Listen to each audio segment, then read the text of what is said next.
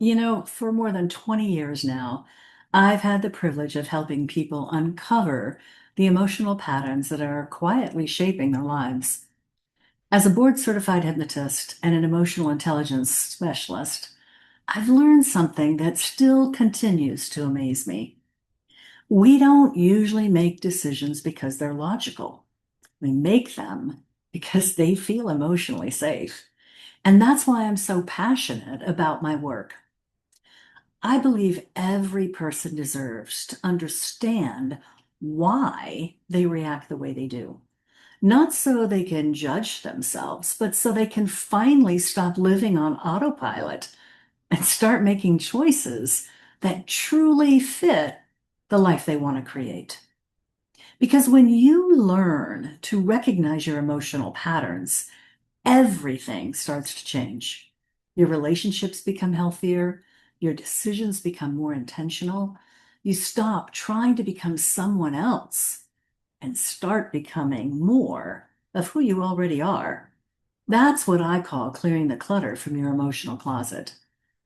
In all of the conversations I've had with people over the past 20 years, there's one thing that I'm willing to bet is consistent with you. It was with me at one time, too. The visible things in your life have been styled by something invisible, and that invisible force is your emotions. Your decisions and behaviors are simply an attempt to meet very legitimate human needs. And it's not your needs that are usually the problem, but the strategy often is. And your emotions are the things that have been choosing that strategy. And you know what I'm talking about. People pleasing, negative self-talk about your inadequacy, shame and guilt, which lead to emotional exhaustion, comparison and judgment, which leads to everyone's favorite strategy, perfectionism.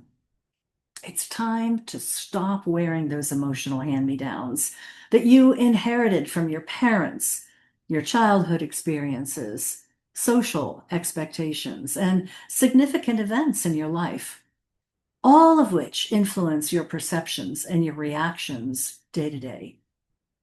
It's time to start clearing the clutter from your emotional closet, to stop choosing the same old outfits just because they feel comfortable when you've got so many other options in there to wear. I mean, sure, the oldies but goodies feel safer than the new clothes that are maybe more fashionable, but over time, you began wearing emotional patterns so automatically that you just stopped questioning them altogether. You wear emotional armor to avoid vulnerability. You wear performance to earn worthiness. You wear control to reduce fear. You wear busyness to avoid stillness where you have to think about things. And you wear perfectionism to avoid judgment and emotional distance to avoid pain.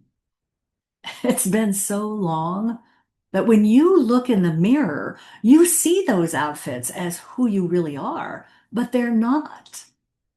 By recognizing these emotional outfits, you can empower yourself to make more intentional decisions in every aspect of your life. Imagine your thoughts as a fine silk jacket, intricately woven with experiences and emotions that influence how you engage with the world when you wear it. Transformation doesn't happen all at once. It happens one intentional choice at a time. So this week, choose one small way to wear something different. Maybe you'll say no without apologizing. Maybe you'll ask for what you need. Maybe you'll let go of perfection for just one task, just one.